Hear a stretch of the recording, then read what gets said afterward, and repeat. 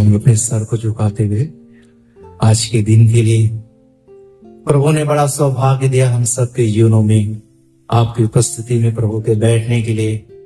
आपके दास के द्वारा प्रभु आप हम सब से बातें करें राजा। प्रभु कृपा और सौभाग्य प्रभु सब आपकी ओर से मेरे पिता, सारी व्यवस्था प्रभु आपकी ओर से मेरे पिता।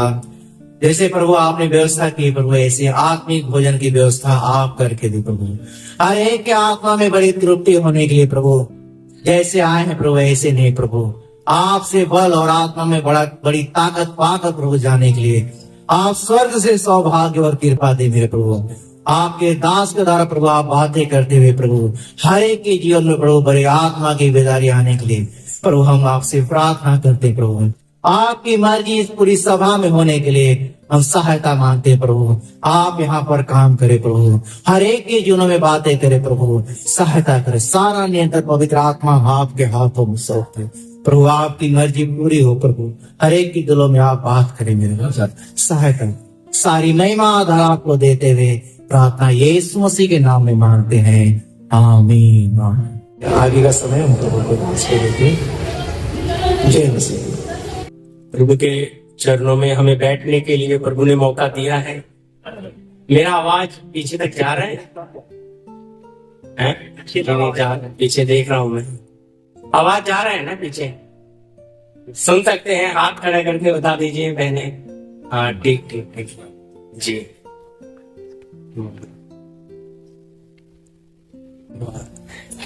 धन्यवाद प्रेमी पिता, आसमानी बाप, हम आपके महान चरणों में आए हैं मेरे प्रभु। ये आपकी योजना थी प्रभु, आपने हमें ये बड़ा ऊंचा सौभाग्य दिया है प्रभु, और आपकी महान उपस्थिति के लिए धन्यवाद प्रभु। हम एक एक अपनी देह प्राण आत्मा आपकी पवित्र वेदी में अर्पण करते हैं प्रभु। अपने सर को झुकाएं, आराधना प्रभु। आप हमें लेकर आए और आप यहाँ आना हमारा आपका उद्देश्य हमें एक के जीवन में पिता पूरा होने पाए प्रभु। यहाँ जिस हालत में आए हैं पिता, उस हालत से उबर कर उठकर प्रभु ऊंचे उठने के लिए आप एक एक को कृपा दे, एक एक को आत्मिक जीवन में जयवंत होने के लिए प्रभु आप सामर्थ्य दे मेरे प्रभु। ये सभाओं में बैठना प्रभु एक एक भाई बहन के लिए आत्मिक उन्नति और छुटकारे का कारण हो प्रभु। पिता परमेश्वर, यदि शरीर में भी किसी को तकलीफ है तो आपका बड़ा सामर्थ्य हाथ आप बढ़ाकर उन्हें कृपा दे प्रभु। हालेलुया। राजा आदि राजा, आपके बहुमूल्य लहू में एक एक देह प्राण आत्मा को समर्पित करते हैं पिता। आपके आत्मिक राज्य के लिए, आत्मिक जीवन में बढ़ने के लिए प्रभु, ये साल के अंत के समय में हम आपके चरणों में इकट्ठे हुए हैं प्रभु जी पिता, ताकि नया साल हाँ प्रभु आपके चरणों में हम उपस्थिति में हम प्रवेश करने पाए और हमारे जीवन में एक नया उद्देश्य, नया सामर्थ्य, नया अभिषेक पिता हम आपसे पाए मेरे पिता। हालेलुया। आत्मा की बेदारी प्रभु, आत्मा की आग हमारे एक एक इंद्रियों में जलने में पिता। हमारे कमजोरियां, हमारी निर्बलताएं, हमारा मिट्टी का स्वभाव आपकी पवित्र वेदी में अर्पण करते हैं। एक एक जीवन में पिता आपका सत्य का आत्मा का कार्य हो मेरे प्रभु। हालेलुया। राजा आदि राजा, प्रभु के प्रभु, धन्यवाद इस सौभाग्य के लिए प्रभु जी। Hallelujah hallelujah. धन्यवाद मेरे प्रभु, आप हमें चलाए, आपकी मर्जी यहाँ पूरी हो यीशु मसीह। आमीन। आइए हम आज प्रभु के वचन में से सीखेंगे। वचन देखिए हमारे लिए है। किसके लिए है वचन? तो वचन हमारे लिए है। जैसे हम खाना खाते हैं इसी तरह वचन भी किसके लिए? हमारे लिए। जैसे हम रोटी खाते हैं तो जब हम खाते हैं तो हमारे बच्चों के पेट में जा सकती है क्या? या बच्चा खा रहा है माँ बाप के पेट में जाता है? नहीं ना, जो खा रहा है उसी के। इसी तरह ये वचन मतलब इस टेंट के लिए नहीं है, इस एरिया के लिए नहीं। वचन किसके लिए है? आप लोगों के लिए। तो कई बार नहीं पसंद आती कुछ बातें, तो याद रखिए वचन नहीं पसंद आ रहा है तो भी आपको क्या करना पड़ेगा, ये खाना पड़ेगा। क्योंकि कुछ बच्चे ऐसा है, उनको करेले का सब्जी बनाया तो अच्छा लगता नहीं, बोलते नहीं हम तो मम्मी शक्कर के साथ ही खा लेंगे, हमें ये नहीं चाहिए। पर याद रखना, माँ बाप जानते हैं कि करेला खाएगा तो उसको क्या मिलेगा। इसी तरह वचन कई बार हमें लगता है कि पास्टर साहब ने क्या दे रहे हैं तो हमें अच्छा नहीं लग रहा है, क्योंकि ये जो भोजन है, ये सभा है, ये प्रभु ने ही प्रबंध किया है। हम बच्चों के लिए जो तैयारी कर रहे हैं वो एक बच्चों का आने वाला हमारा भविष्य है। देखो, बच्चों को हम आज उत्साहित करेंगे बच्चों का और उनको आगे बढ़ाएंगे तो हमारे बाद कौन सा पीढ़ी आगे आ रहा है, बच्चे आ रहे हैं ना, तो आने वाला। तो इसलिए हम तो प्रभु में बढ़ ही रहे हैं, लेकिन हमारे बच्चे इस संसार में भटक ना जाएं, इसलिए उन्हें भी क्या करना है, साथ में लेकर चलना। तो इस प्रोग्राम जो रखा है इसमें एक उद्देश्य है कि आप लोग प्रभु के काम को अपने जीवन में क्या करें, पहचाने। जो वचन इधर आपके लिए बांटा जाएगा ये आपके आत्मिक जीवन के लिए है।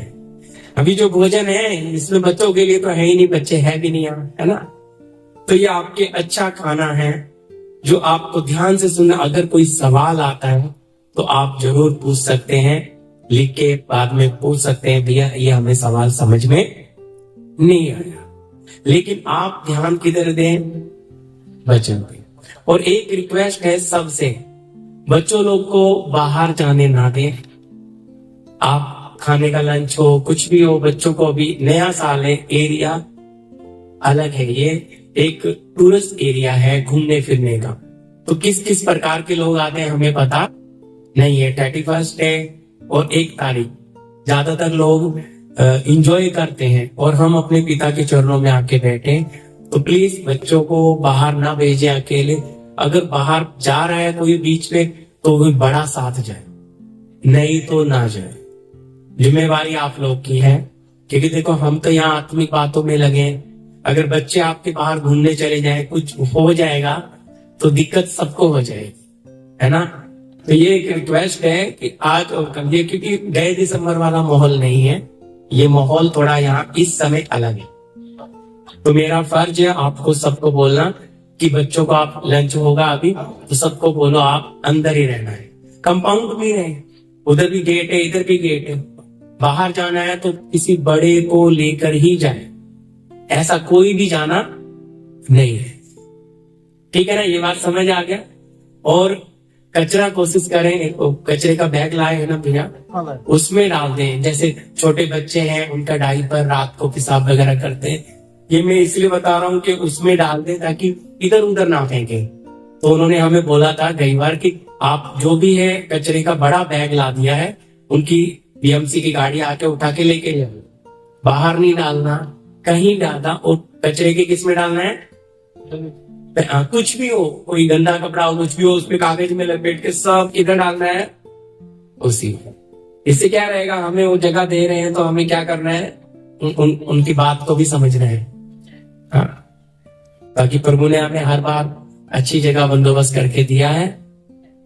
और ध्यान दे छोटे बच्चों को तो खास करके माँ अपने पास ही बिठाए, क्योंकि ये सीढ़ी है ऐसी, अगर बच्चा गिरा तो चोट लग जाएगी। पिछली बार भी आशीष भैया के बच्चे को लग गई थी ना, उनका हाथ फ्रैक्चर हुआ था, है ना, आशीष भैया थे ना। तो अभी भी बेचारे का हुआ है, लेकिन तो इसलिए सब बातों पे आप ध्यान दीजिए। अभी कुछ आ गए हैं लोग, कुछ आ भी रहे हैं, प्रभु ने जिन्हें तैयार किया वो ही आ पाएंगे जी। अब हम अपने विषय में जाते हैं। तो आज हम जो वचन में सीखने जा रहे हैं, फाटक के बाहर दुख उठाना। क्या है, फाटक के बाहर दुख उठाना।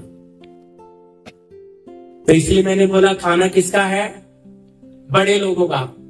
अच्छा लगे या ना लगे खाना, मैं कुछ और लाया था तैयार। फिर रात को मैं भाई हम प्रार्थना करते, ये बातचीत करते, सो गए। मैं फिर 1:30 बजे बैठ गया तो प्रभु ने मुझे ये अलग वचन दे, तो मैंने फिर ये तैयार कर दिया। तो ये भी गहरा विषय है। मैंने सवाल भी किया, प्रभु इतना कड़वा देना है तो नए लोग आएंगे ना, प्रभु की दया से नए दिख ही नहीं रहे ज्यादा, अपने ही है। हालेलुया। तो जो होता है अच्छे के लिए ही होता है। तो इसलिए मैंने पहले ही बोला भी खाना थोड़ा सा कड़वा है लेकिन खाना है। हालेलुया। और आप लोगों का जवाब बहुत जन का इस वचन में मिले। जी, वचन निकाल लीजिए, इब्रानियों की पत्री 13 अध्याय का 12 से 14 तक। जी, सिस्टर जी पढ़ देंगे, बहन विनीता हमारे बीच में, तो रिकॉर्ड होता रहेगा। जी। इसी कारण यीशु ने भी लोगों को अपने ही लहू के द्वारा पवित्र करने के लिए फाटक के बाहर दुख उठाया। इसलिए आओ उसकी निंदा अपने ऊपर लिए हुए छावनी के बाहर उसके पास निकल चले, क्योंकि यहाँ हमारा कोई स्थायी नगर नहीं, वरन हम एक आने वाले नगर की खोज में है। जी, प्रार्थना। धन्यवाद पिता आपके दिए हुए इस वचन के लिए। स्वर्गीय पिता, आपका ये स्वर्गीय मन्ना, ये जीवन की रोटी हम एक एक को खिलाकर आप तृप्त करें। हम एक एक से बात करें मेरे प्रभु, आपकी आत्मा आपके वचन को हमें खोल कर दे। प्रार्थना यीशु मसीह के नाम से आप। जी जी, लिखा है, इस कारण यीशु ने भी लोगों को अपने ही लहू के द्वारा पवित्र करने के लिए फाटक के बाहर दुख उठाया। हालेलुया। यीशु मसीह ने अपने लोगों को पवित्र करने के लिए कहां दुख उठाया? फाटक के बाहर। हाँ जी, किधर उठाया है? हाँ जी, हाँ, अभी आप इधर मेरी तरफ देखते रहेंगे तो मुझे भी समझ आएगा, ठीक है, कि आपके दिल में वचन जा रहा है। इसलिए मैं अभी देख रहा हूं आपकी, मुझे ये बात अंदर डालना है। यीशु मसीह ने कष्ट कहाँ उठाया? फाटक के बाहर। फाटक के बाहर का मतलब समझना। जो अगला वचन भी पढ़ दे, 13। हाँ जी, 13। इसलिए आओ उसकी निंदा अपने ऊपर लिए हुए छावनी के बाहर उसके पास निकल चले। हालेलुया। इसलिए आओ उसकी निंदा अपने ऊपर लिए हुए छावनी के कहा आ जाए? बाहर। देखिए, इसमें बात समझना है, फाटक के बाहर कहाँ जाएंगे? यीशु तो गए, हमें भी अपने भाई बहनों के लिए किधर जाना पड़ेगा? फाटक के बाहर। क्योंकि यीशु गए तो आपको और मुझे भी उसी पद चिन्हों पर चलना है। अगर यीशु ने करके दिखाया तो हमें भी करना पड़ेगा, क्योंकि रास्ता वही है, दूसरा कोई मार्ग नहीं है। यीशु मसीह आपके और मेरे लिए, हमारे लिए आदर्श पद चिन्ह बनकर गया है, तो उसी पद चिन्ह को हमने फॉलो करना है, उसी रास्ते पर हमने भी चलना है, क्योंकि दूसरा कोई रास्ता है ही नहीं है। तो फाटक के बाहर इसलिए कहता है, इसलिए आओ हम उसकी निंदा अपने ऊपर लिए हुए। छावनी का मतलब है, पहले जो पूरा सहपना जो होती थी उसमें एक बड़ा गेट होता था, तो गेट के बाहर सब एरिया की पूरी छावनी का कचरा डाल दिया जाता। छावनी के बाहर कुछ भी नहीं है। यीशु मसीह जब क्रूस उठा के निकला तो किधर? छावनी के बाहर गोलगोथा था। तो याद रखिए, यीशु छावनी के बाहर, फाटक के बाहर दुख उठा रहे हैं, और हम कहाँ हैं? फाटक के अंदर। फाटक के अंदर का मतलब छावनी बोलने से संसार के अंदर अगर हम दुख उठा रहे हैं तो उसका हमें कुछ प्रतिफल मिलने वाला नहीं है प्रियो। और हम ये सोचते हैं कि ये भी दुख है, ये भी तकलीफें हैं, लेकिन ये दुख उठाने से हमें कुछ भी, हमसे भी ज्यादा दुख उठाने वाले लोग पड़े, हमें शायद दिखे नहीं होंगे। आप हॉस्पिटल में जाइएगा, आपको आपसे भी ज्यादा तकलीफ में पड़े हुए लोग मिलेंगे। आपको लग रहा होगा हमारी तकलीफ बड़ी है, उससे भी बड़ी तकलीफ में लोग पड़े। लेकिन बात आती है, ये तकलीफ जो संसार में कुछ भी नहीं है, कुछ भी नहीं। हालेलुया। वचन कहता है कि ये तकलीफ उस महिमा के सामने कुछ भी नहीं है। लेकिन अगर उस महिमा में पहुंचना है तो यीशु जिस प्रकार फाटक के बाहर क्या लेकर पहुंचा, हाँ जी, क्या उठा के पहुंचा, हाँ जी, लेकिन दुख हमने पढ़ा क्या है, वापस पढ़ लीजिए, मैं पढ़ रहा हूं। इस कारण यीशु ने भी लोगों को अपने ही लहू के द्वारा पवित्र करने के लिए फाटक के बाहर क्या उठाया जी, आप बोलिए, दुख उठाया। तो दुख की जब बात आती है तो हमें लगता है यार दुख क्यों, हम तो प्रभु जी के पास आए हैं कि हमारे जीवन में सुख आ, हम प्रभु जी के पास आए हैं कि हमारे जीवनों में आशीष आ जाए। तो प्रभु हमें कष्ट में क्यों ले जाना चाह रहा है, प्रभु हमारे जीवन में तकलीफें क्यों डाल रहा है, हमें वो बात समझ में आती नहीं। बिल्कुल उस तरह से है कि जैसे छोटे बच्चे को उसको बोलते हैं बेटा पढ़ने जाओ, बोलता है नहीं ठंडी लग रही है मम्मी मुझे मत पढ़ाओ, मैं पढ़ना नहीं चाहती। मेरी बेटी पिछले दिनों में मुझे आके बोलती है पापा मुझे नहीं पढ़ना है, 5 साल की है। तो मैं बोला बेटा क्यों, बोलती नहीं टीचर बहुत होमवर्क देती है, मैं नहीं पढ़ना चाहती।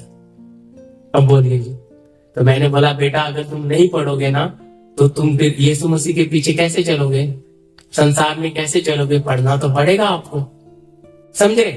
तो बच्चों को तकलीफ क्या आ रही है कि उनको होमवर्क लिखने में हाथ दुखता है, उनको होमवर्क करता, इसी तरह वो बच्चे हैं। अब हमें भी संसार में तो चलना है लेकिन दुख उठाना, और उस दुख के पीछे क्या है वो हमें समझ में आता। अगर अब बच्चे को समझाया तो समझ आ गया तो नहीं, मैंने बोला भैया पढ़ोगे नहीं तो फिर क्या करोगे, भीख मांगोगे, पढ़ोगे तो आगे आप सर उठा के जियोगे, है ना। तो पढ़ाई उसको महत्व समझ आ गया तो वो बच्चा कहेगा नहीं अब तो मुझे पढ़ना है। इसी तरह आपको ये बात समझ आएगा कि दुख के पीछे का उद्देश्य क्या है। आज हम अलग अलग प्रकार की तकलीफों में हैं, लेकिन हम क्या प्रार्थना करते हैं कि प्रभु हमें इस तकलीफ से उठा, इस तकलीफ को हमारे जीवन से उठा लो, या इस तकलीफ को हमारे जीवन से निकाल दो। हम निकास ढूंढ रहे हैं, हम उस तकलीफ के लिए क्या ढूंढ रहे हैं, निकास, रास्ता। क्योंकि निकास हो जाएगा तो हमें कुछ ही गवाही देंगे कि देखो परमेश्वर के पास आए तो प्रभु ने हमारे जीवन में। अब आप बताइए क्या इस जीवन में एक समस्या खत्म होती है आपके जीवन में दूसरी समस्या नहीं आती, एक शरीर की बीमारी ठीक होती है क्या दूसरी कभी बीमारी नहीं आती, तो जवाब दीजिए ना, आती है कि नहीं आती। तो इसी तरह प्रियो हमारे जीवन में उतार चढ़ाव, धूप और छांव, सुख और दुख बने रहेंगे, लेकिन हम उस बातों को क्या करते हैं, नजरअंदाज। कि दुख है लेकिन दुख को बनाने वाला भी हमारे साथ है, और जब दुख को बनाने वाला साथ है तो ये दुख हमारा कुछ बिगाड़ नहीं सकता। तो फाटक के बाहर क्यों नहीं जाना चाहते बहुत सारे लोग, क्योंकि उन्हें सहपना के अंदर ही क्यों रहना है। अब अंदर रहना है और बाहर जाना नहीं। अब बाहर जाओगे नहीं, दुख उठाओगे नहीं तो आप क्या नहीं करेंगे, लोगों के जीवनों में पवित्रता, उद्धार ला नहीं सकते। कितना भी ट्राई कर लो, भीड़ में रहकर आप क्या करेंगे, संसार में रहकर आप प्रार्थना अच्छी कर सकते हो, वचन अच्छा पढ़ सकते हो, लेकिन किसी के जीवन में क्या नहीं कर सकते हो, प्रभाव आपका जीवन डालेगा नहीं। क्यों, वो कब डालेगा, जब आप यीशु मसीह के साथ आपने क्या उठाएंगे, कष्ट। कष्ट का मतलब है आपका कुड़कुड़ाना खत्म हो, आपका मन में कुड़ना उन बातों के लिए कि आज ये तकलीफ है। आप उस तकलीफ में धन्यवाद का बलिदान दे सकते हैं, बहुत कठिन है। खुशी में तो सभी धन्यवाद दे देंगे, लेकिन दुख में कोई धन्यवाद देता नहीं।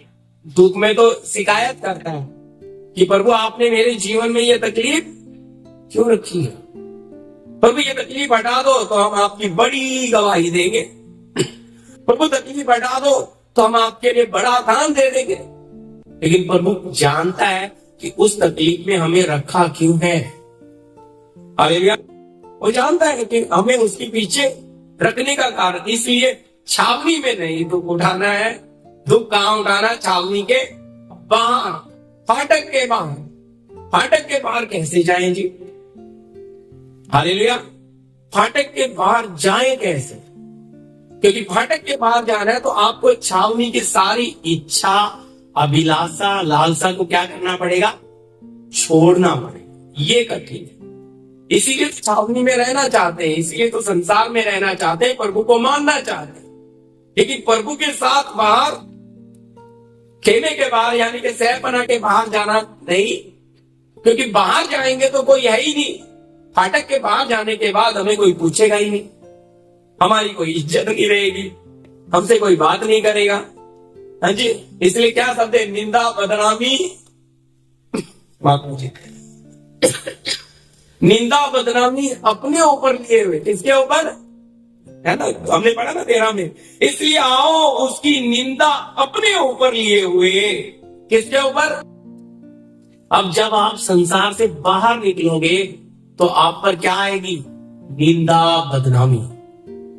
ये संसार आप पर पूरा कीचड़ डालेगा, क्योंकि वो चाहता था कि तुम इसी संसार में बने रहो, इस संसार से बाहर निकलो मत, अपने यीशु के साथ सहपना के बाहर मत जाओ। वो ये चाहेगा कि तुम संसार में बने रहो, मुझ में बने रहो, मेरे साथ चलो। पर जब आप बाहर निकलना शुरू करोगे तो क्या आ जाएगी? निंदा, बदनामी। आप वचन कह रहा है कि उसको उठाकर क्या करना है जी? हाँ, निंदा बदनामी अपने ऊपर लिए हुए छावनी के बाहर निकल चलो।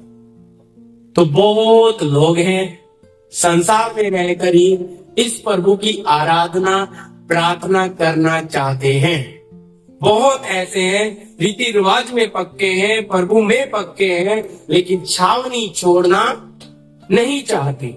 तो भाई, अगर आप छावनी नहीं छोड़ोगे तो फिर आप उस जीवन में प्रवेश करने की बात छोड़ दीजिए। आपके लिए जीवन की बातें सिर्फ कहानियों में रह जाएंगी। जी, अगला वचन भी उसके साथ पढ़िएगा। 2 तीमुथी 2 अध्याय का 3 वचन मिला के हम पढ़ते हैं। जी देखिए, पौलुस कितनी गहरी बात को यहाँ समझाते हैं। मसीह यीशु के अच्छे योद्धा के समान मेरे साथ दुख उठा। जी, पौलुस तीमुथी की पत्री में गहरी बात लिख रहा है। तीमुथी को कहता है, मसीह यीशु के अच्छे योद्धा के समान मेरे साथ क्या उठा? दुख उठा। कहेंगे जी ये कैसे हो सकता है? एक अभिषेकित सेवक एक सेवक को बोल रहा है, भाई क्या करना है? उसको पुत्र भी बोलता था, लेकिन आत्मिक बेटा मानता था। लेकिन कहता है अच्छे योद्धा के समान क्या उठा? दुख उठा। कहते हैं सब तो कहते हैं प्रभु के पास आ जाओ, आपको सब नासवान चीजें मिल जाएंगी। मैं नासवान शब्द इस्तेमाल कर रहा हूं। घर मिल जाएगा, नौकरी मिल जाएगा, पैसा मिल जाएगा। लेकिन भाई याद रखिए, आपका और मेरा प्रभु हमें नासवान चीजें नहीं, हमें अविनाशी चीजें देना चाहता है। लेकिन वो अविनाशी चीजें देने के लिए वो चाहता है कि हम अपने मिट्टी के मनुष्य स्वभाव पर क्या पाए? जय। और इस मिट्टी के मनुष्य स्वभाव ये कहां लगा हुआ है? छावनी के अंदर। और यीशु मसीह ने खुद छावनी को छोड़कर क्रूस को लेकर बाहर गोलगोता तक गया। तो आपको मुझे भी जब तक हम फाटक के बाहर नहीं जाएंगे तो हम दूसरों के जीवन में उद्धार का काम कर नहीं सकते। वहां लिखा यीशु ने अपने लहू के द्वारा क्या किया है? फाटक के बाहर दुख उठाया। क्यों? ताकि लोगों को क्या करे? पवित्र करे। पवित्र करने का मतलब क्या है? उन्हें अपवित्रताई में पड़े हुए लोगों को पवित्र। अगर हम फाटक के बाहर जाएंगे, हम भी लोगों में क्या ला सकते हैं? सुधार। हम भी लोगों में आत्मिक जागृति लेकर आ सकते हैं। पर इतना आसान नहीं है कि छावनी को छोड़ना। छावनी में सारा सुख है, छावनी में सब पहचान है। बाहर फाटक के चले जाओगे तो बिरान में क्या मिलेगा? सब सारी छावनी का गंदगी किधर डाल दिया जाता है? देखते मुंबई में वो कचरे का गाड़ी आता है, वो गाड़ी को ले जाके पूरा जहाँ आउट एरिया वहां पे ले जाके सारा कचरा डाल देते। अब बताओ भाई, वहां कौन जाना पसंद करेगा? वहां कोई कहेगा नहीं नहीं नहीं भाई, छावनी अच्छी है, छावनी के बाहर कहां जाएंगे? पर यहां देखो, उस भेद को पौलुस तिमोथी को कहता है कि मसीह यीशु के अच्छे योद्धा के समान मेरे साथ दुख उठा। कहते जी अगर हम दुख उठाएंगे तो हमारा मनुष्य स्वभाव कैसे बदल सकता है? देखिए जी, दुख उठाने से एक व्यक्ति नम्र और दीन बनता है, पर जिसके जीवन में दुख और तकलीफ नहीं है वो सख्त मन होता है, वो दूसरे का दर्द समझ नहीं सकता। तो अगर उसे दूसरे को समझना है तो उसे पहले खुद भी उसमें से गुजरना पड़ेगा। तो दुख के पीछे का कारण समझ में आता नहीं, लगता है नहीं नहीं अभी आप इतनी दूर आकर यहाँ बैठे हैं, आप सोचे चलो भाई पूरा साल तो निकल गया, प्रभु ने चलाया, ये साल का अंत है, प्रभु के चरणों में बैठेंगे, है प्रोग्राम रखा है, जाएंगे प्रार्थना में, बैठेंगे प्रभु के चरणों में, नया साल उसके चरणों में प्रवेश करेंगे। अब आपको ये कितने लोग सोच कर आए कि हम प्रभु के चरणों में जाकर बैठ रहे हैं, पर अब नए साल में कुछ हम क्या पाए? प्रभु से आत्मिक प्रकाशन पाए, उस मार्ग के प्रकाश को पाए जिसमें हमें चलना है। और जब प्रकाश मिलेगा, रास्ता समझ आएगा, तो चलने के लिए भी हमें क्या हो जाएगा? आसानी। लेकिन अगर रास्ता समझ ही नहीं आएगा और हम चलेंगे तो क्या पहुंच पाएंगे? बोलिए, रास्ता पता नहीं है और चल रहे हो तो आप क्या हो जाओगे? भटक जाएंगे। आपको जैसे जीवन के मार्ग में जाना है, चलना बहुत कठिन हो जाएगा। भाई, कष्ट जब हमारे जीवन में आता है तो हमें यही लगता है सबसे पहला बात, ये कष्ट खत्म कब हो। किसी के जीवन में बीमारी आ गई, वो ये सोचता है ये बीमारी मेरी कब छूटे। वो ये नहीं सोच रहा कि ये बीमारी मेरे जीवन में आई है तो मैं इस बीमारी को हरा सकता हूं क्या। वो उसमें से निकास ढूंढ रहा है, उससे लड़ना नहीं चाहता। इसका मतलब वो ये सोचता है कि बीमारी बहुत बड़ी है, वो ये सोचता है कि पैसे की तंगी बहुत बड़ी है, वो ये सोचता है क्लेश बहुत है।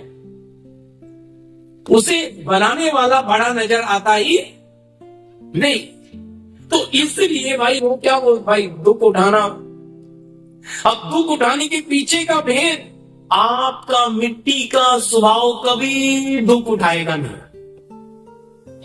मिट्टी का मनुष्य स्वभाव कभी क्या नहीं उठाना चाहता।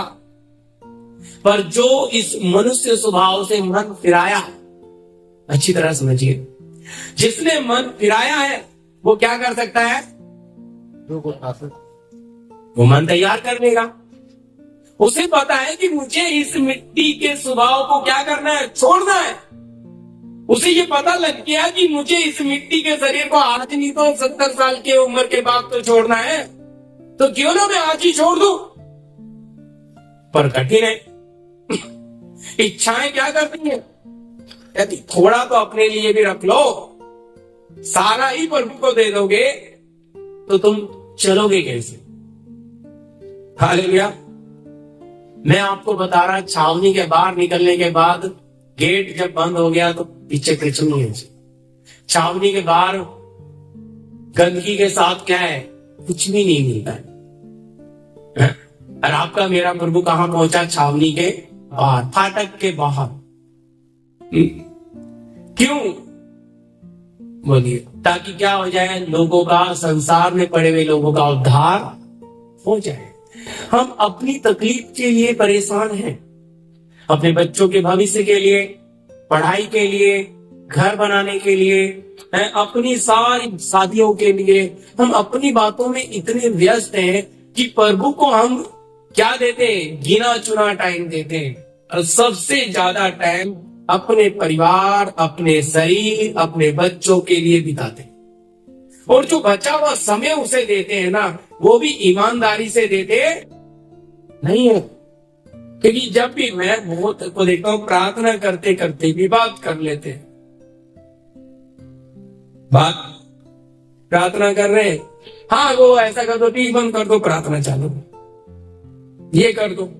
आप अच्छी तरह, प्रार्थना का मतलब क्या है? आप अपने बाप के साथ क्या कर रहे हो? बात। फोन आ गया, प्रार्थना कर रहे, अभी मैं प्रार्थना में हूं, फोन रख दिया, प्रार्थना चालू। देखिए मेरी बात समझना, उस कितना आदर, कितना महत्व देते हैं आप। और दिन भर हम हार्ड वर्किंग करके मिडिल क्लास है, थक जाते हैं, शाम को प्रार्थना हमसे होती नहीं है।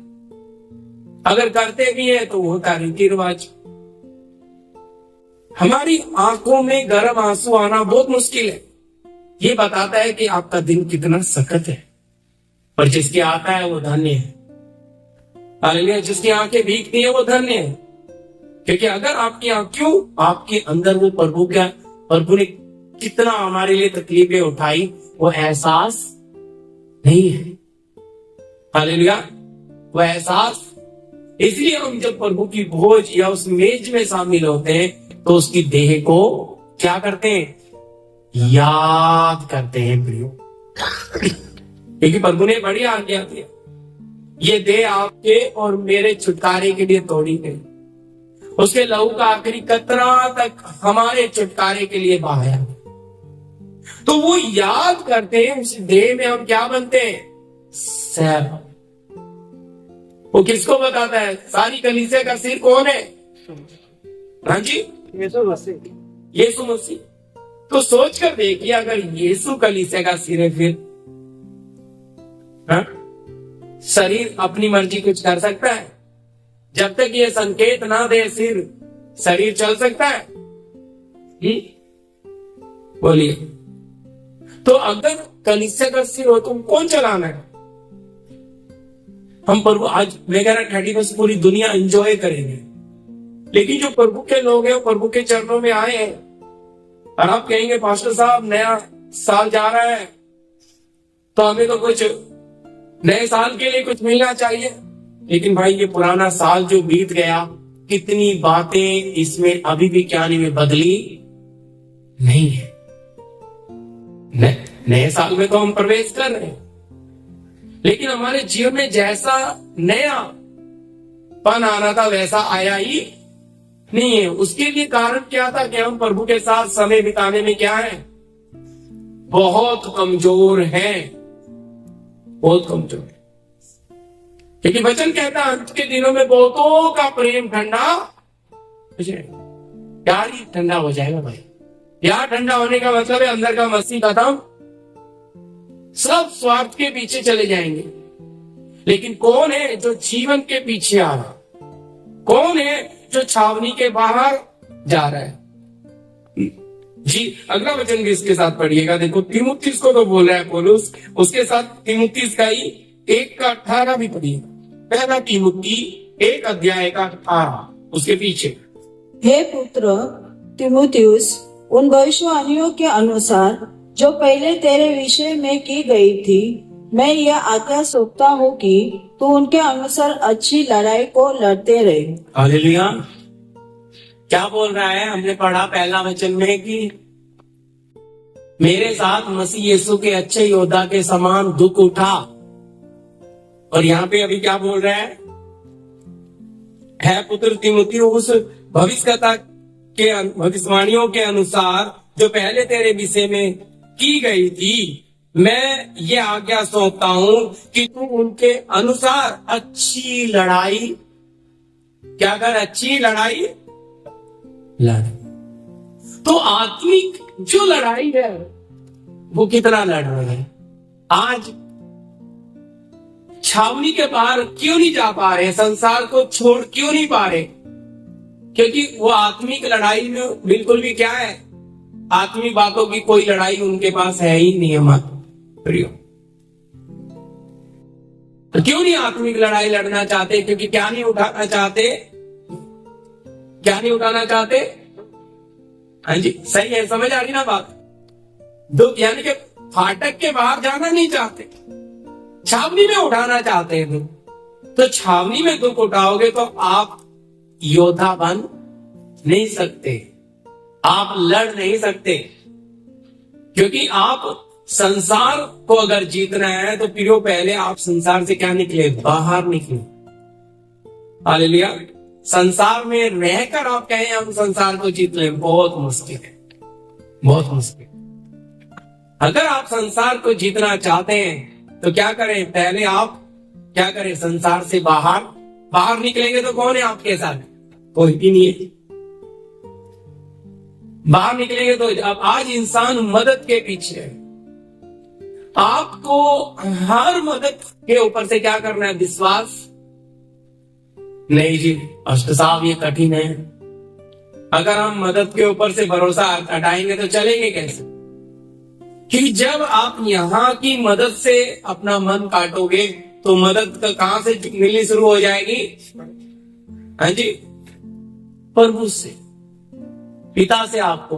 और वो जो मदद मिलेगी ना प्रियो, वो आपको कभी किसी के एहसान के नीचे दबने देगा नहीं, और वो आपकी जरूरतें पूरे करेगा, आपकी इच्छाएं पूरी करेगा। इजराइलियों को रोज का मन्ना देता था, बोलिए, रोज का देता था, महीने का, हफ्ते का एक साथ देता। क्यों रोज का देता था, ताकि अगले दिन भी मेरे बच्चों का विश्वास मुझ पर ही। तो आपका मेरा प्रभु हमें जब प्रतिदिन अपने ऊपर आश्रित रखने के लिए चाहता है तो वो कभी नहीं चाहेगा कि हम संसार में जाएं। वो कहेगा संसार से बाहर निकलो और मुझ पे आश्रित, ताकि मैं आपकी हर जरूरत पूरी करूं। लेकिन कठिन होता है, कठिन होता है। शरीर में तो हम छावनी में ही है, शरीर में तो हम संसार में ही। पौलुस कहता है बेशक हम शरीर में चलते फिरते फिर भी हमारे लड़ाई के हथियार शारीरिक नहीं है प्रिय, पर आत्मा के द्वारा गढ़ों को ढा देने के लिए सामर्थ्य है। तो कष्ट की जब बात आती है तो बहुत कम है जो किसके पीछे चल, हाँ जी। जब यीशु मसीह ने कष्ट की बात रखी तो वचन कहता है कि 70 चेहरे उल्टे फिर गए। कितने? वो बाद में बोलते नहीं नहीं नहीं, नहीं। और वो ठीक है, आप चंगा कर रहे हो, आप लोगों को शुभ समाचार दे रहे हो, पिता के बारे में बता रहे हो, ठीक है, लेकिन आप ये जो बोल रहे हैं ना, कष्ट उठाने की बात हमें अच्छी नहीं, ये मत बोलो। तो प्रभु ने उन 12 को पूछा, मैंने पहले पढ़ाया हुआ आपको वचन है, भाई क्या तुम भी जाना चाहते हो? तो सिमोन पतरस बोला, प्रभु अनंत जीवन की बातें तो तेरे पास है, हम तुझे छोड़ के कहां जाएं? तो भाई ये 12 ने जीवन को पकड़ लिया, और लूका 10 में जो लिखा है वो 70 चेलों ने छोड़। अब ये 70 निकले, इन्होंने भी अपना काम शुरू रखा, इन्हें चंगाइयां ही सभा करनी थी, प्रभु ने दिया था 2-2 करके सबको भेजा। और ये 12 भी निकले, इन्होंने अनंत जीवन की बातों को ही, इनका पद चिन्ह ये। तो जीवन के पीछे यही चले। और देखो चंगाई की बात आती है तो 10 कोड़ी को प्रभु ने चंगा किया था, लौट कर कितने आए, हाँ जी। और यीशु ने पूछा बाकी किधर है? क्या वो चंगे नहीं हुए?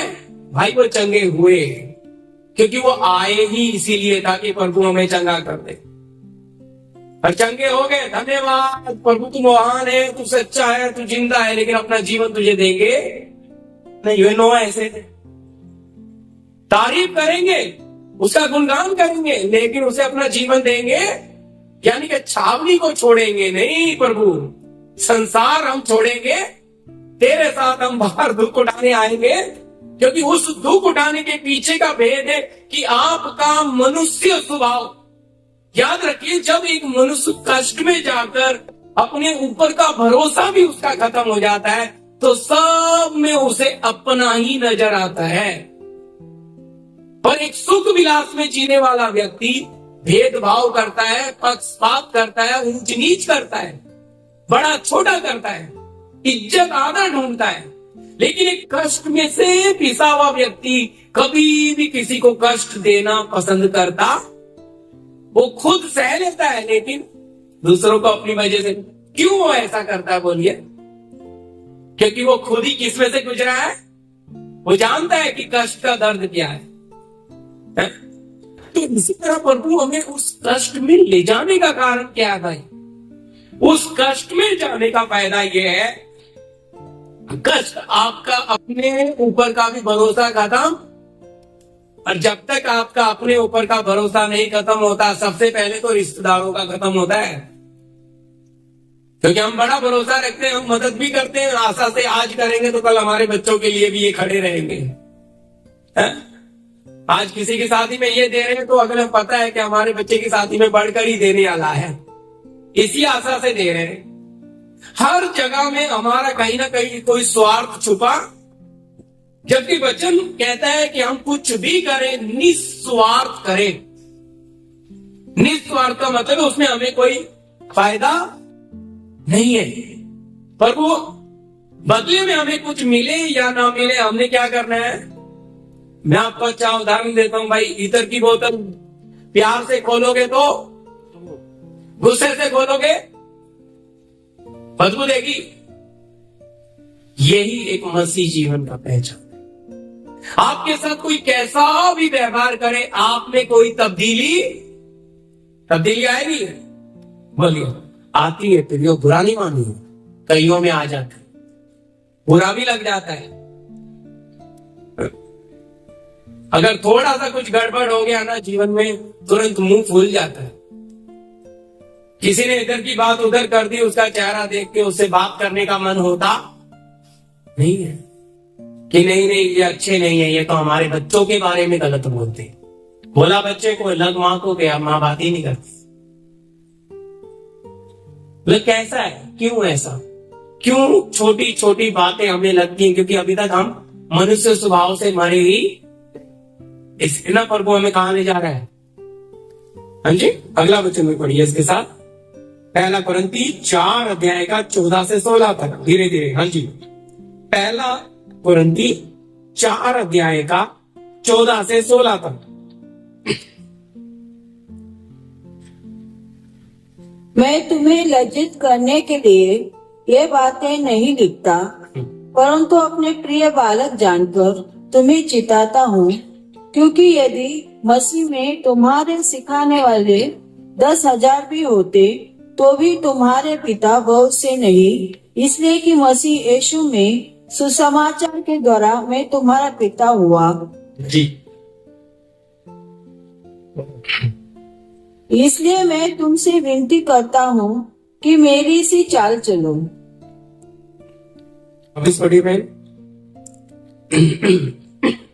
मैं तुम्हें लज्जित करने के लिए ये बातें नहीं लिखता, परंतु अपने प्रिय बालक जानकर तुम्हें चिताता हूँ। हाँ, क्या बोल रहा है पहला शब्द?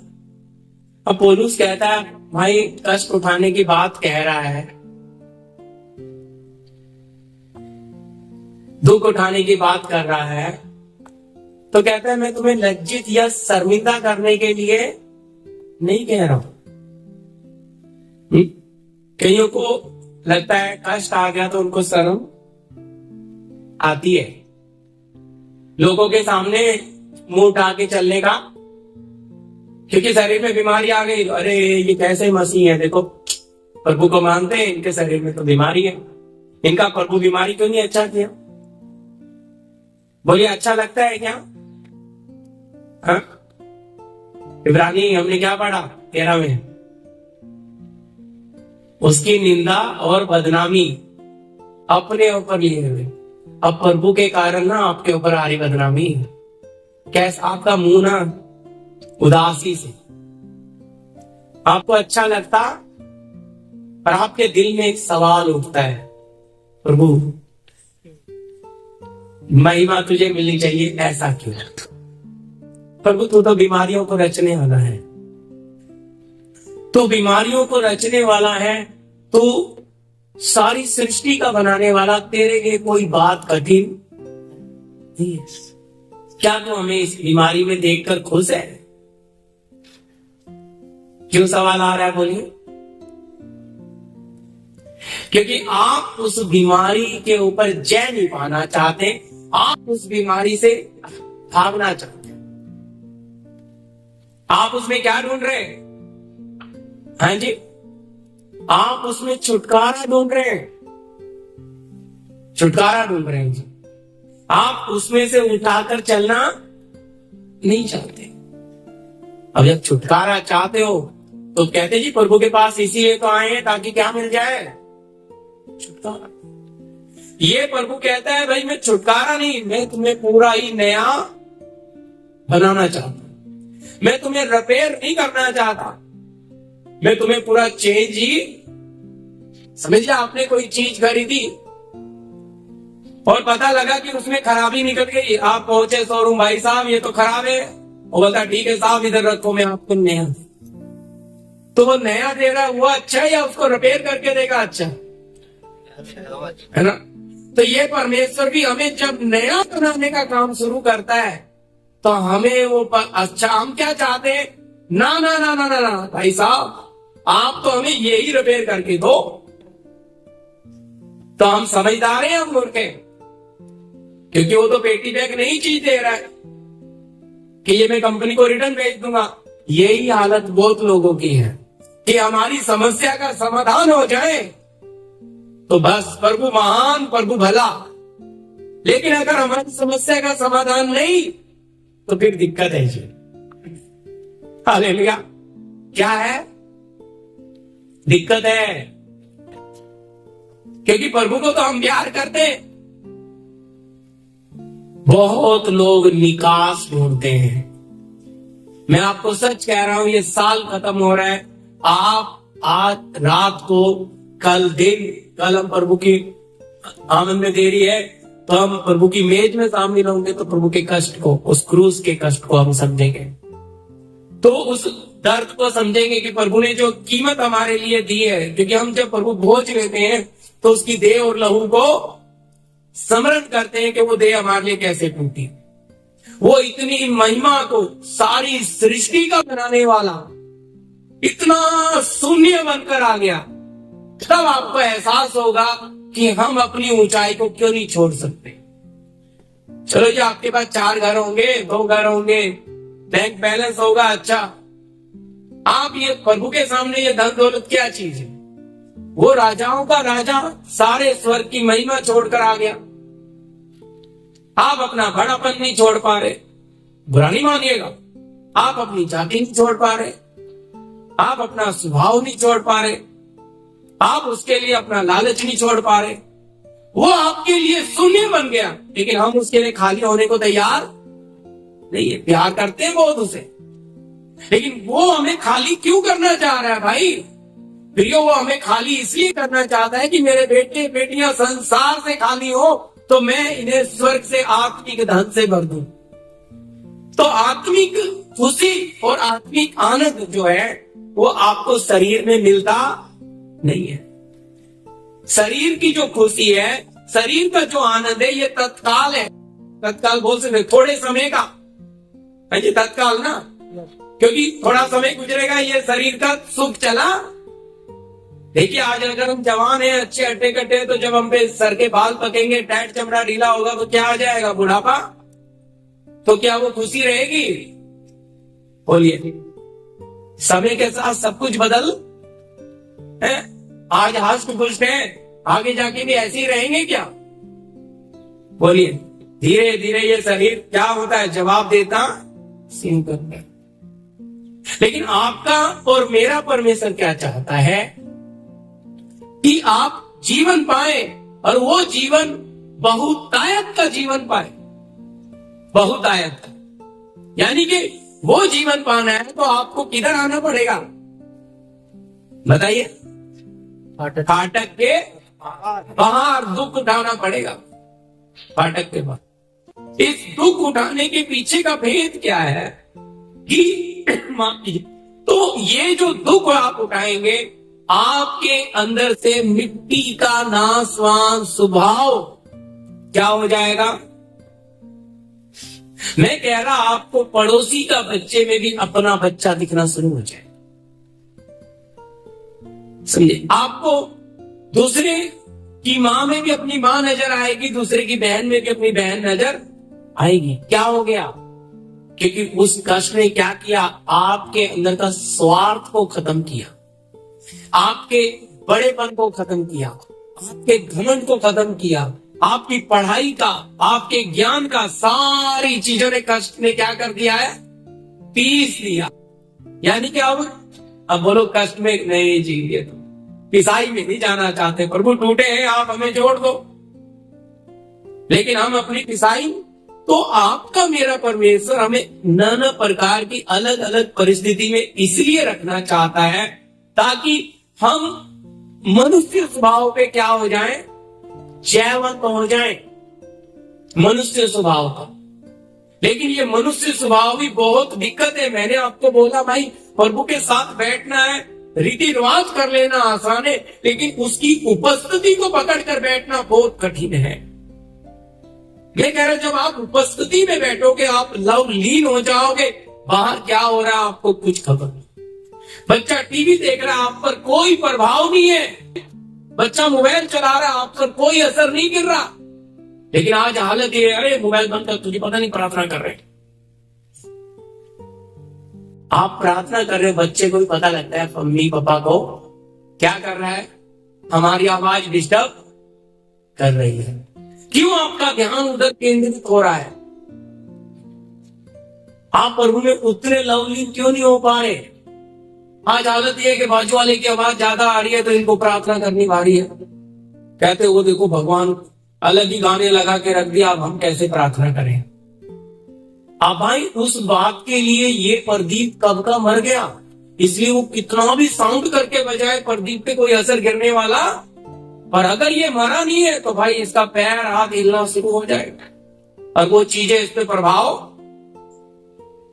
इसलिए वो बज रहा, हमें उससे क्या लेना है? आपके मेरे परमेश्वर ने हमें रखा है संसार में, लेकिन संसार में रखा है, लेकिन आत्मिक तौर पे हमें संसार से बाहर, शारीरिक तौर पे हम यहाँ बैठे हैं प्रियो, शारीरिक तौर पे ये जगह एक धोलबड़ इस एरिया में हम बैठे, लेकिन आत्मिक तौर पे हम सर्वशक्तिमान की उपस्थिति में बैठे हैं। तो आत्मिक तौर पे पिता देखते समय हमें अपनी उपस्थिति में देखना है और हम भी उसकी उपस्थिति में, पर शारीरिक तौर पे हम कहां नहीं है? बोलिए, शारीरिक तौर पे हम कहां बैठे? इस जगह। पर आत्मिक तौर पे कहां बैठे? तो अगर आत्मिक तौर पे आप वहां बैठे हो तो इस शरीर को यहां छोड़ के उसके साथ आपका आत्मा का क्या होना है? कनेक्ट। और वो कनेक्ट आ गया तो फिर क्या हो जाता है इंसान का? वो अपनी बातों का जवाब ढूंढता है कि पिता मैं आपके चरणों में आकर बैठा हूं, मुझे क्या दे दो?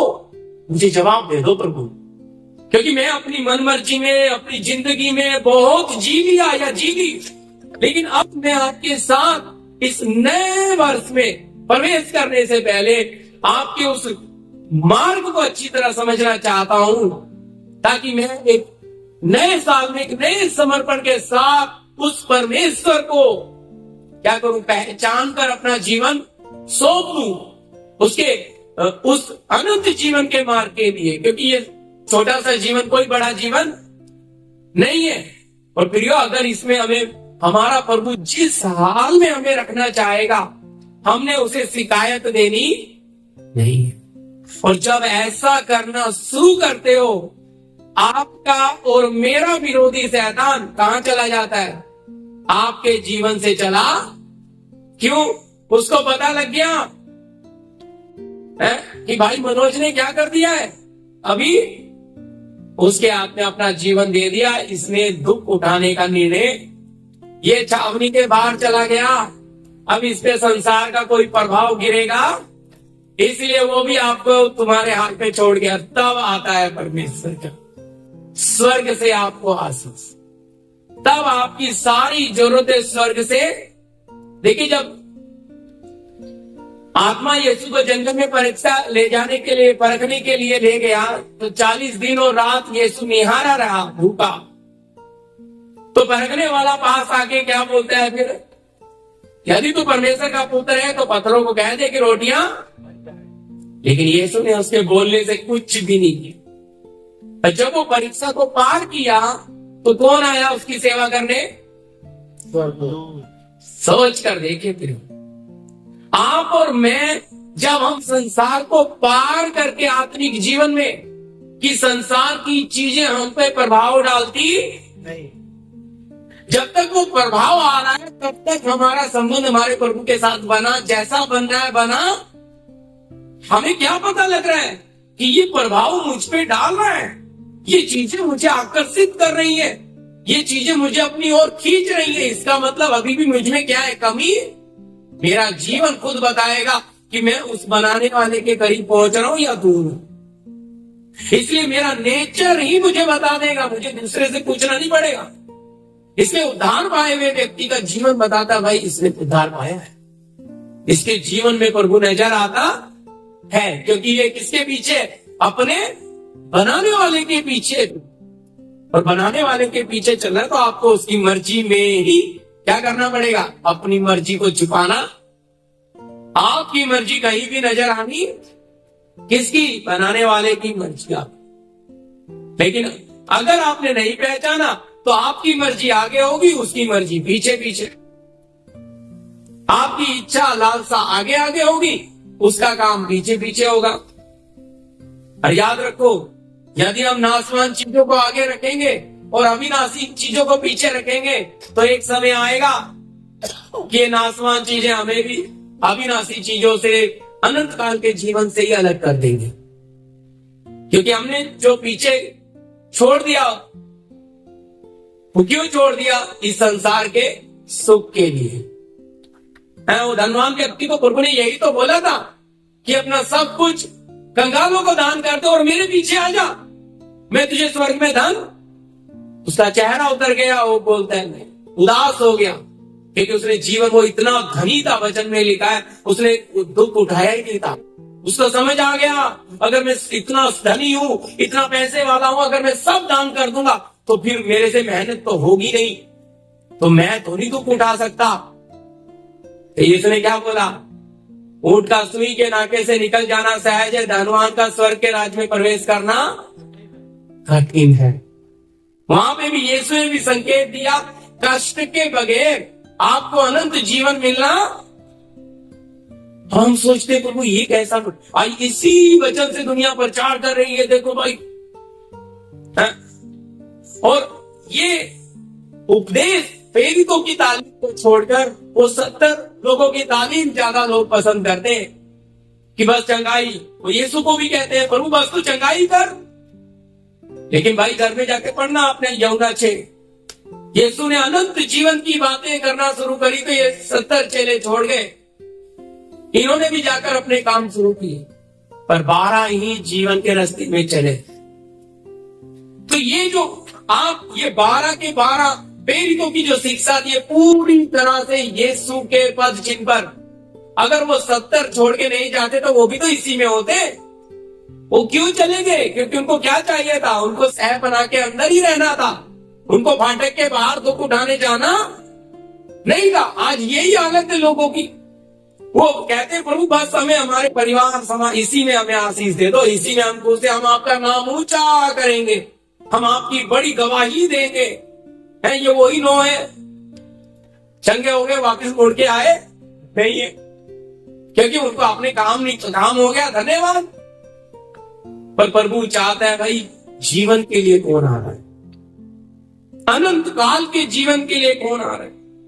याद रखिए, आपको जब तक शरीर है बीमारियां आती और जाती रहेंगी। बीमारी बड़ी चीज नहीं है, बड़ी चीज है उद्धार, मुक्ति है।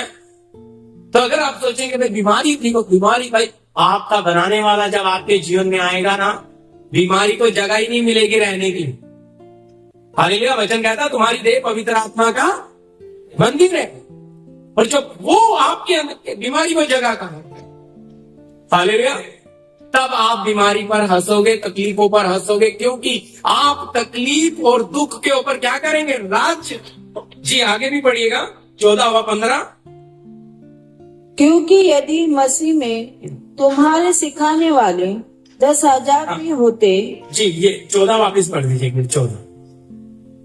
मैं तुम्हें लज्जित करने के लिए ये बातें नहीं लिखता, परंतु अपने प्रिय बालक जानकर तुम्हें चिताता हूँ।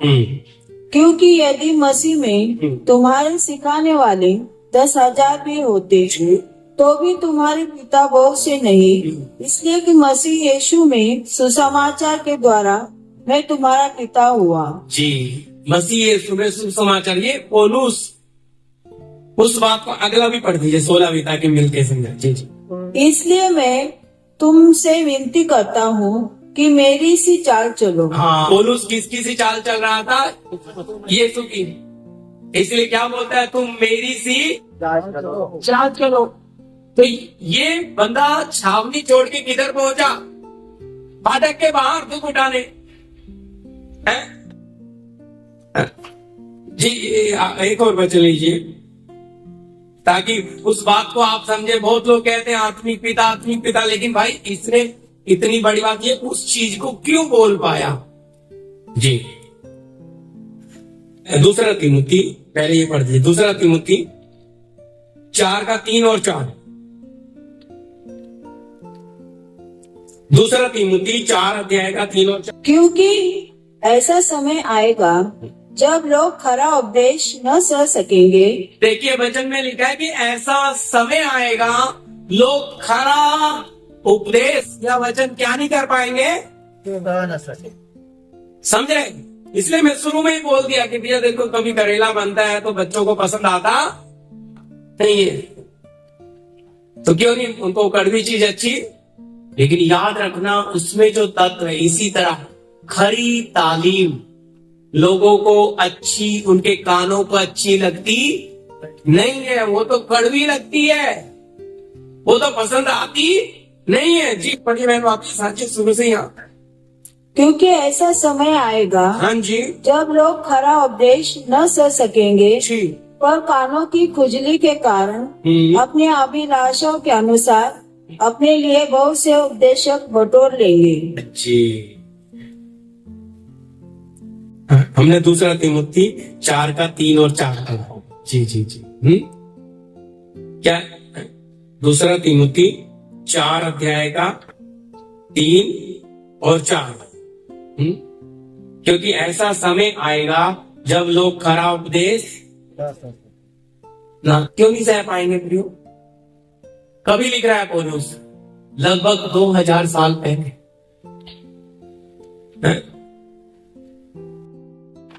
एडी 50-55 में बेचारे ने लिखा होगा पत्री। लेकिन अभी आप सोच कर देखिए, आज ये बात पूरा हो रहा है। ठीक है, ऐसा समय आएगा जब लोग खरा उपदेश। मैंने आपके सामने एक कष्ट की बात रख दी। जरूर आपके मन में बहुत सी बातें उठ जाएंगे कि पहला ही दिन नया साल में प्रवेश करने जा रहे हैं, बच्चों का प्रोग्राम। रात मेरे अंदर ये चल रहा, प्रभु ये तो बहुत कड़वा है, बच्चों का प्रोग्राम है। बोलता है इसीलिए तो ये दिया है, इसीलिए तो ये दिया है। क्योंकि लोग क्या है, रोज आज हम यहाँ कोई मनोरंजन बनाने, कोई पिकनिक बनाने नहीं आए। वो बच्चे हैं, बच्चों के लिए उनको हमें दूध पिलाना है, उनको उत्साहित करना है। लेकिन हम बड़े, हमें क्या खाना है? हमें मांस खाना है, कड़वा। तो याद रखें, इसलिए हम यहाँ आए। यहाँ हम कोई रीति रिवाज करने नहीं आए, कोई पिकनिक मनाने नहीं, यहाँ अपने स्वर्गीय पिता की इच्छा को अनुभव से मालूम करने के लिए आकर बैठे। और आप नहीं बैठे हैं यहाँ, और भी बहुत आने वाले थे, आ नहीं पाए, क्योंकि बाप ने उनको सौभाग्य दिया, आपको दिया है। आप सच में कीमती और बहुमूल्य हैं, क्योंकि आकर जो आप यहाँ बैठकर ये जो आप जीवित वचन खा रहे हैं, ये आपके लिए, आपकी आत्माओं के लिए आशीष का कारण है। आपको समझ आएगा कि आज आपके जीवन में इतना स्ट्रगल, इतना कष्ट क्यों है। आज सारी दुनिया का, एरिया का कष्ट आप ही के पीछे क्यों पड़ा है। आपको आपकी बातों का जवाब मिलेगा कि आपके पीछे वो कष्ट नहीं, आपका बनाने वाला ही पड़ा है। क्योंकि वो चाहता है मेरी बेटी, मेरा बेटा किधर स्वर्गीय स्वभाव में बदले, स्वर्गीय स्वभाव। इसलिए कहता है भाई क्या नहीं सुनेंगे, हाँ? खरा देश ना सह सके। सह नहीं पाएंगे। क्यों नहीं सह पाएंगे? आगे पढ़िए जी। और अपने कान सत्य से फेरकर कथा कहानियों पर लगाएंगे। नहीं पर हाँ, क्या लिखा है? और इससे कान फेर लेंगे। सत्य सच्चाई कानों के लिए अच्छी लगेगी। मैं आपके सामने वचन रख रहा हूँ, प्रार्थना करके ये वचन आपको यूट्यूब पे भी डालूंगा। कोई ऐसा नहीं है कि आप लोग अनजाने नहीं समझ आ रहा है। इसका जवाब कोई क्या है? वचन सुनने के बाद कोई क्वेश्चन कर ही नहीं, क्योंकि आपके सामने वचन का प्रमाण है। आपका मेरा प्रभु यीशु मैंने रख दिया भाई। वो फाटक के पार गया तो प्रदीप को भी क्या करना पड़ेगा? जाना। उसने छावनी छोड़ी, प्रदीप को भी संसार छोड़ना पड़ेगा। वो जीवन में प्रवेश करने के लिए रास्ता वही है। इसलिए पौलुस तिमुथी पे जोर डाल रहा है, भाई दुख उठा, और उसे बता रहा है अंत के दिन में क्या होगा भाई। लोग आएंगे लेकिन अपने मन को, अपने कानों को सत्य से फेर लेंगे। सच्चाई अच्छी लगेगी नहीं। यार पागल है, कौन दुख उठाएगा? हम दुख उठाने के लिए थोड़ी बुलाए गए, हम तो आनंद पाने के लिए उठाए गए। हालेलुया। तो क्या उठाने के लिए?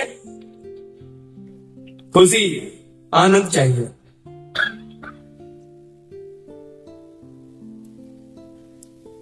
आगे बढ़िए भाई।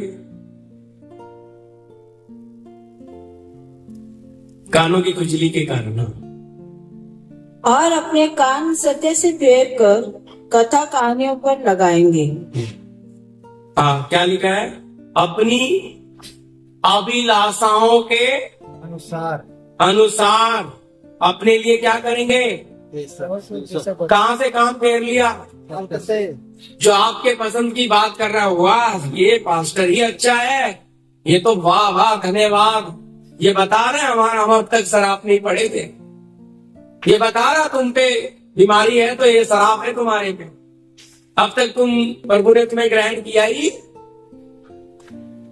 ये देखो, इसलिए इस तरह की बातें करने वाले लोग किसे अच्छे लगते हैं? सार्वजनिक लोगों को अच्छे लगते हैं। क्योंकि यहाँ क्या लिखा है? अपनी अभिलाषाओं के अनुसार अपने लिए बहुत से उपदेशक बटोर लेके इकट्ठे कर लेते हैं अच्छे अच्छे। देखो हमारे मन की बात कर रहा है, हालेलुया, प्रभु मुझे बता रहा है इधर आपको घर देने जा रहा है, भाई बड़ा हालेलुया निकलता है, हालेलुया। प्रभु मुझे बता रहा है तुम्हारा वीजा लगने जा रहा है, हालेलुया, बड़ा वाला निकलता है जी, बड़ा वाला आता है। प्रभु आपको अनंत जीवन देने जा रहा है, वहां पे किसी का हालेलुया नहीं निकलेगा। क्यों कहेंगे? वो तो जब देगा तब देगा ना, अभी कुछ दे रहा है तो कुछ अच्छा लगे, क्योंकि जो दिखता है वही लोगों का अच्छा लगता। इसलिए लिखा है कि अंत के दिन में लोग अपने मन को कथा कहानियों पे लगाएंगे, सत्य से अपने कान को फेर लेंगे और अपनी अभिलाषाओं के अनुसार के सेवक ढूंढेंगे जो उनके मन की बात करे, जो उनके लिए रोकर घर मिलने के लिए प्रार्थना करे, जो रोकर उन्हें बीमारी का छुटकारा मिले। भाई ये तो ओझा भी करता है, ये तो डॉक्टर भी करता है, उसके लिए आपको प्रभु को जानने की क्या जरूरत है? प्रभु आया है आपको ये नासवान शरीर की चंगाई देने नहीं, अनंत काल का जीवन देने आया है। पर उस बीमारी के बहाने से आप आए हो भाई। याद है जब यीशु से चेलों ने पूछा कि प्रभु ये बीमारी इसे क्यों, ये अंधा क्यों पैदा हुआ, क्या इसके माँ बाप ने पाप किया या इसने किया?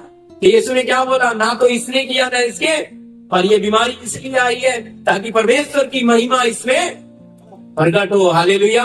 वो बीमारी इसलिए भी है भाई, ये मत सोचिए कि सारी बीमारियां श्रापों से आती हैं। आप अपने उद्धारकर्ता के पास आए, किसके लिए? प्रभु हमें क्या चाहिए? आप चाहिए।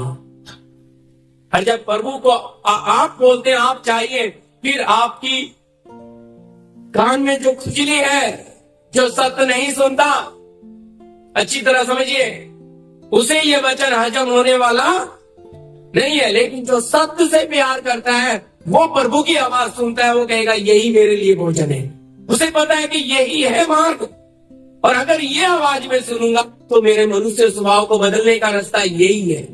और मेरे पिता ने मेरे जीवन में छांट कर मुझे परिवार दिया है, मुझे समाज दिया, मुझे रिश्तेदार दिए, मुझे लोग दिए, मुझे बच्चे भी छांट कर दिए, पर अब तक मुझे लगता था मुझे ऐसे क्यों दे दिए, पर अब लग रहा है अच्छा हो गया ऐसा दिया है, ताकि कष्ट मेरे जीवन में है, समस्याएं हैं, और ये समस्याएं मुझे मेरे बनाने वाले की ओर लेकर जा रही है। लेकिन नहीं, लोग कहते हैं नहीं नहीं भाई, हमें दूसरे के बच्चों से अपने बच्चों की तुलना करते हैं, कमियां निकालते हैं, देखो हमारा बच्चा ऐसा, उसका इतना अच्छा है, हमने क्या पाप किया था। क्यों बोलिए? अरे उस बच्चे के द्वारा आपका प्रभु आपके जीवन में काम कर रहा है, उस हालात के द्वारा आपका बनाने वाला आपके जीवन में काम कर रहा है, तो आपको समझ क्यों नहीं आ रहा प्रियो? वो प्रभु का काम करने का तरीका देखते ना, हम कैरम खेलते हैं तो किसी और गोटी को मारते हैं, लेकिन निशाना कोई और होता है। आपके जीवन में समस्या आई है, लेकिन प्रभु का निशाना कहीं और है। आप उस समस्या को देख रहे हैं, लेकिन प्रभु आपको देख रहा है कि मेरा बेटा या बेटी क्या निर्णय करने वाली है, ये क्या करेगी। इसलिए हम क्या करते हैं, हमेशा कौन सा निर्णय ले लेते हैं। इसलिए पहले से ही प्रभु के अभिषेक के दास ने लिख कर दिया, भाई बहुत आएंगे, सत्य से अपने कान को फेर लेंगे, उन्हें सत्य अच्छा लगेगा नहीं, वो कष्ट की बात कहेंगे, ये पक्का पागल इंसान है, इसे क्या करो, पत्थरवार करो, इसे हटाओ, ये गलत है। हमारे प्रभु ने हमें इस पृथ्वी पर भेजा है, आनंद लो, नाचो गाओ, खुशी मनाओ, ये है। पर वो आपका प्रभु कभी नहीं चाहता कि आप नरक में जाएं। आपका मेरा प्रभु चाहता है कि आप बहुतायत का अनंत जीवन पाएं, और वो चाहता है कि आप भी क्या करें, खेमे के सहपना के बाहर निकले और दुख उठाएं। कष्ट को आप जब प्यार करना शुरू करते हो, आपके विरोधी इस अंधकार की शक्तियों के ऊपर आग गिरनी शुरू हो जाती है, उन्हें पता लग जाता है अब हम इसका कुछ बिगाड़ नहीं सकते। देखिए एक वचन मुझे याद नहीं आ रहा, प्रेरित 14 अध्याय में है, 22 होगा शायद, प्रभु ने अगर चाहा जी, हाँ वही है जी बहन पढ़िए। हाँ, और चेलों के मन को करते रहे और यह उपदेश देते थे, और ये उपदेश देते थे, विश्वास में बने रहो, और यह कहते थे हमें बड़े क्लेश उठाकर, हालेलुया, हमें बड़े आशीष पाकर, ऐसा लिखा है। आप बताइए इधर क्या लिखा है, बड़ी आशीष पाकर हमें प्रभु के राज्य में क्लेश उठा, क्या लिखा है बोलिए ना, इधर देखिए मेरी तरफ, हालेलुया, क्या उठाना है, बड़ी आशीष पाकर परमेश्वर के राज्य में, ऐसा लिखा है। प्रेरित उपदेश की बात है, तालीम की बात है, खरी तालीम में कहता है हमें बड़े क्लेश उठाकर परमेश्वर के राज्य में प्रवेश करना। हालेलुया। तो हम सोचते भाई ये कैसा है, प्रेरित तो भाई बहनों के, चेलों के मन को मजबूत करते थे कि हमें कष्ट उठाना है, लेकिन आज ये कौन सी तालीम निकल आई कि प्रभु के पास आओगे तो तुम्हें क्या मिलेगा, शरीर की नाशवान चीजों की ओर मोड़ दिया, भीड़ की भीड़ जा रही है प्रियो, दुख होता है। भीड़ की भीड़ जीवन की बातें छोड़कर, उस अनंत काल के जीवन को छोड़कर शरीर की बातों में जा रहे लोग, उन्हें पता ही नहीं कि आपका फिर प्रभु इतनी महिमा छोड़कर आने का क्या फायदा, उसने आपके मेरे लिए इतना बड़ा बलिदान कुर्बानी देने का क्या मतलब था। तो आपका मेरा प्रभु कभी नहीं चाहता कि हम संसार में, हम कहा संसार छावनी से बाहर निकले। अकेलेपन में जाना लोगों को पसंद नहीं है, क्योंकि अकेले जब आप हो जाओगे ना तो आपको मदद फिर वहीं से आएगी दूसरी जगह से। पर आप संसार में क्यों बने रहना चाहते हो, क्योंकि आप आश्रित हैं, इच्छाएं हैं, लालसाएं हैं, मन मर्जी है, लेकिन बाहर निकल जाएंगे तो फिर कोई पूछेगा ही। और संसार में बोलो ना आपके ऊपर फिर क्या, बाहर निकल गए तो क्या लाएगा, निंदा बदनामी। देखो इन्होंने तो क्या कर लिया, मजहब बदल लिया है, देखो ये तो गलत हो गए हैं, ये तो ईसाई बन गए हैं, तरह तरह की बातों का कीचड़ आप पर डाला, जबकि आप जानते हो कि आपने अपना मन फिराया है। हालेलुया, मन फिराया। मन किससे फिराया, पाप नाशवान चीजों से, अविनाशी चीजों की ओर अपने मन को लगाया। यहाँ क्या किया, चेलों के मनों को स्थिर करते थे कि हमें बड़े क्लेश उठाकर परमेश्वर के राज में, परमेश्वर का राज क्या है? बोलिए, खाना पीना नहीं है, क्या है? पवित्र आत्मा।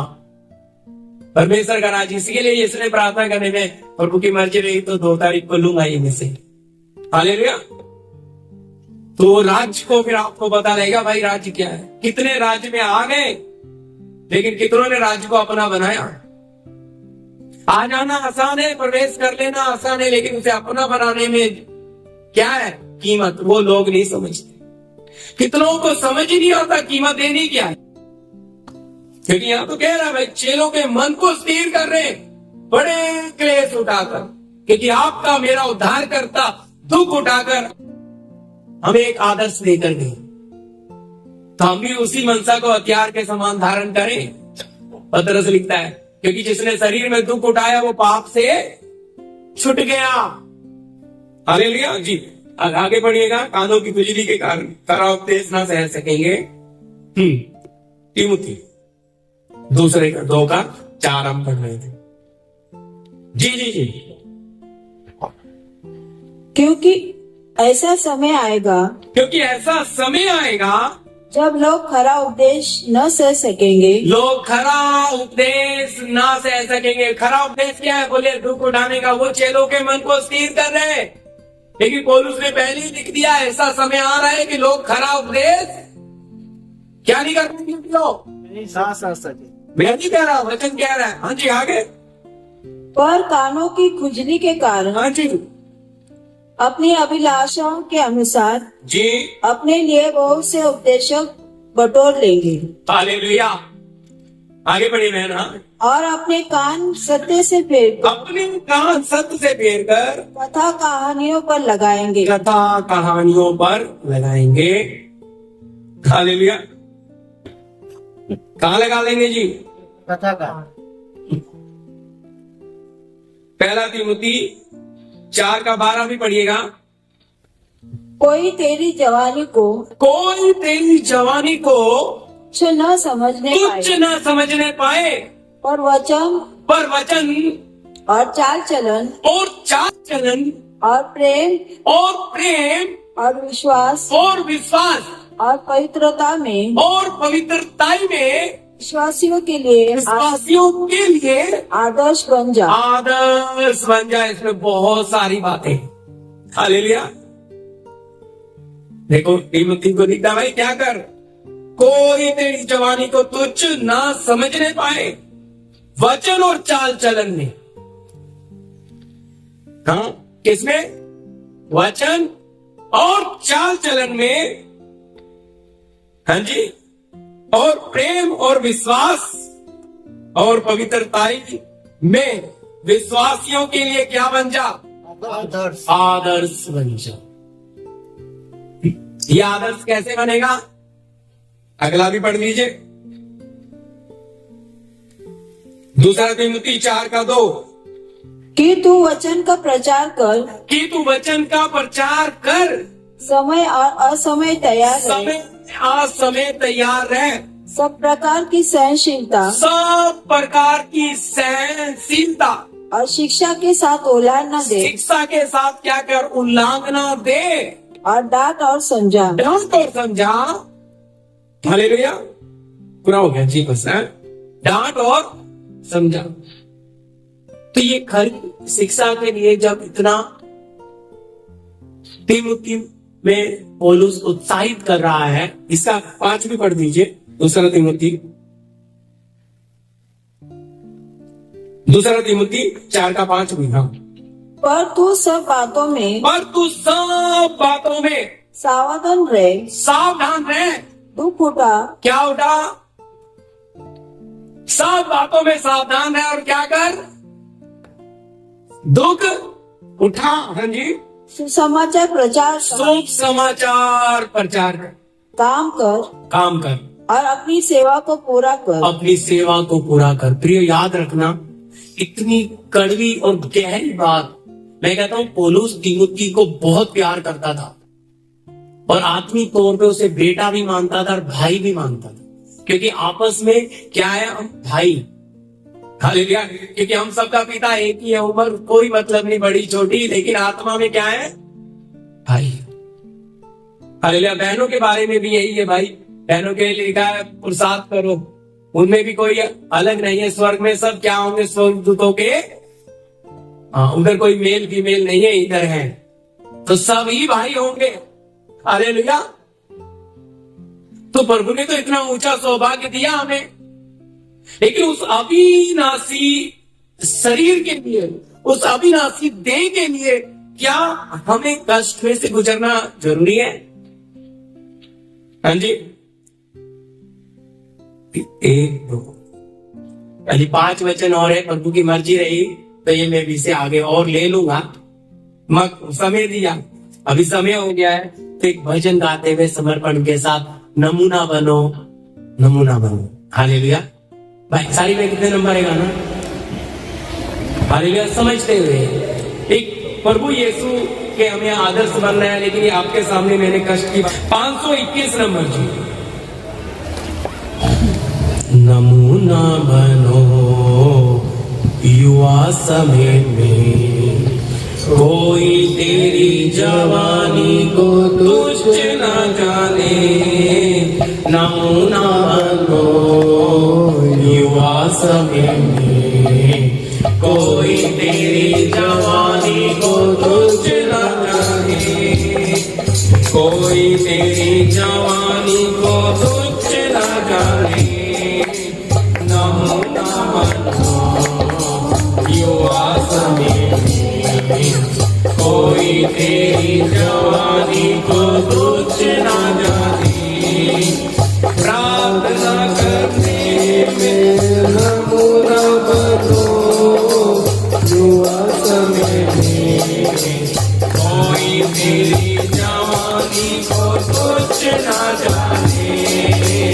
नमूना बनो युवा समय में, कोई तेरी जवानी को तुझ न जाने।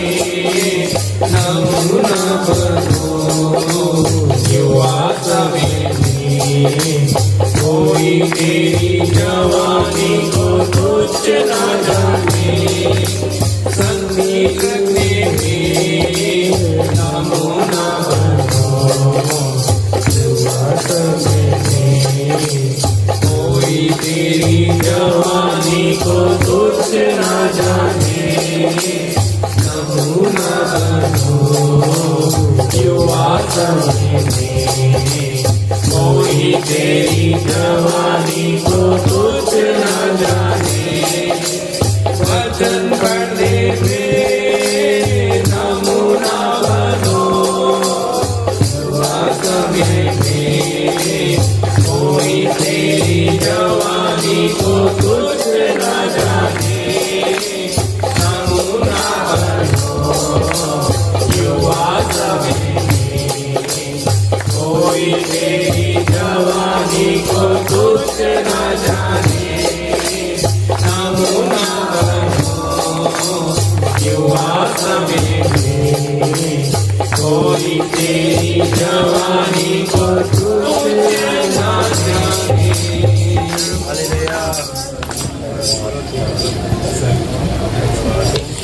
हालेलुया। ये भजन बेशक हमारे लिए नया है, लेकिन उसके अर्थ को आप समझते अभी आराधना करें। चाल चलन से नमूना बने। प्रार्थना में मैंने बोला आप रीति रिवाज करना छोड़ दें, नए साल में प्रवेश करने से पहले एक समर्पण। प्रभु अब हम आपकी उपस्थिति के भूखे हैं। हमें जब तक उपस्थिति नहीं मिलेगी प्रभु, शरीर में कितना भी दर्द हो तकलीफ हो, हम आपकी उपस्थिति में लवलीन होकर बैठेंगे। संगति करने में हम अच्छा नमूना, वचन पढ़ने में उसके प्रकाश को पाने के लिए एक नमूना, आदर्श। कलीसिया आने वाले लोगों के लिए हम आदर्श हैं, हमारा जीवन आदर्श है। प्रिय वचन में लिखा है वो बूढ़े होने पर भी रस भरे और लहलहाते रहे। इसलिए याद रखना आज इस अंत के समय में नमूना चाहिए। हालेलुया। नमूना। अब आप देख लीजिए, आपने वचन में आज देखा कि यीशु मसीह कैसे फाटक के बाहर कष्ट उठा। हमने अब तक कितना संसार इस सहपना को छोड़ा है।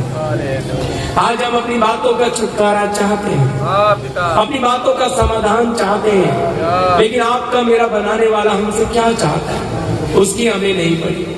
हमें अपनी बातों का पड़ा है, हमें अपनी इच्छाओं का पड़ा है, लेकिन आपका मेरा बनाने वाला क्या चाहता उसका हमें कुछ लेना देना।